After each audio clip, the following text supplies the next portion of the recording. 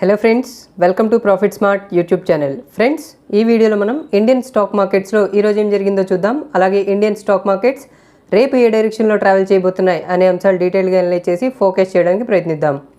Okay friends, Indian stock markets ఒక flattish నోట్తో start అయ్యాయి and around 11:30 వరకు అంతా సక్రమంగానే నడుస్తూ ఉండేది.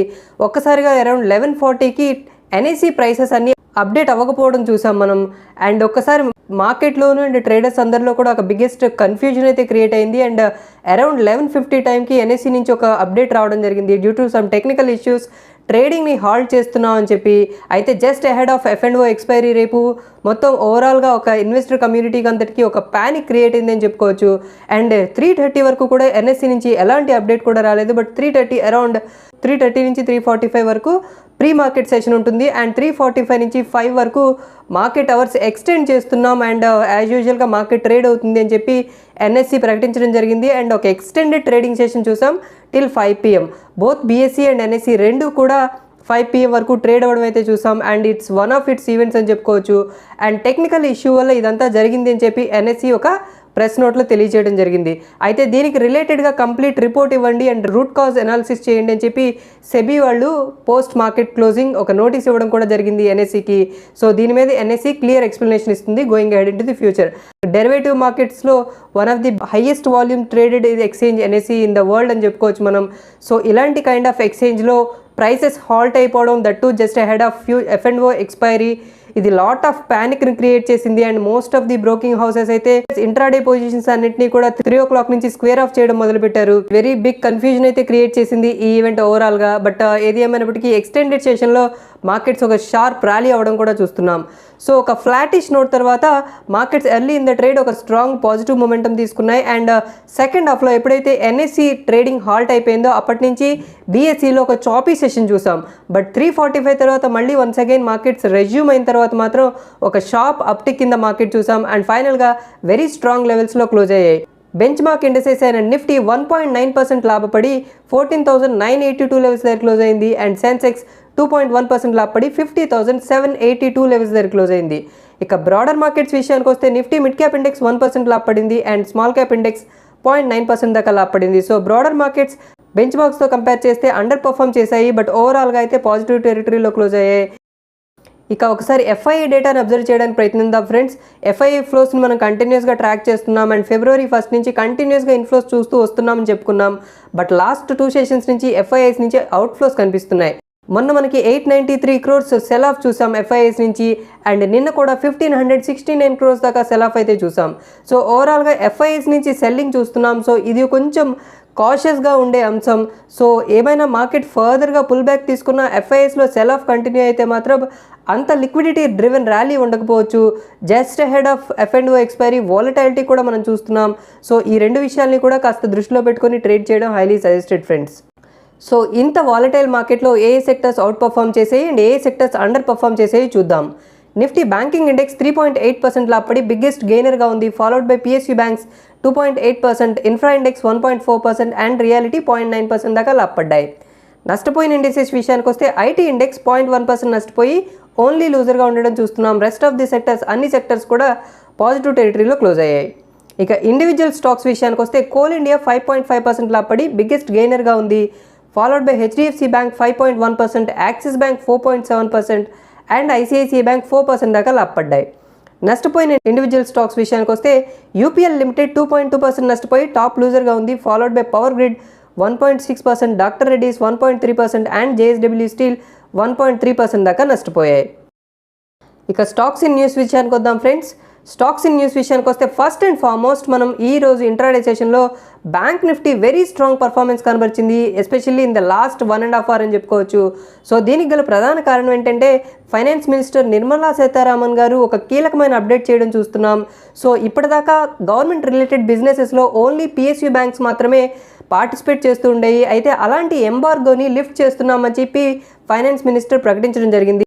అందువల్ల ఈరోజు లాస్ట్ 1.5 hours అన్ని ప్రైవేట్ సెక్టర్ బ్యాంక్స్ కూడా వెరీ స్ట్రాంగ్ పర్ఫార్మెన్స్ కనబరిచాయి. HDFC bank 5%, Axis bank 4.7%, RBL bank 4.5%, Federal bank 4.5%, ICICI bank 4% దాకా లాభపడ్డాయి. ఈవెన్ కోటక్ మహీంద్రా బ్యాంక్ కూడా చాలా స్ట్రాంగ్ పర్ఫార్మెన్స్ కనబరిచింది. సో గోయింగ్ ఫార్వర్డ్ కూడా ఈ మొమెంటం అయితే ప్రైవేట్ బ్యాంక్స్లో కనిపించే అవకాశాలు ఉన్నాయి, at least for the next couple of sessions.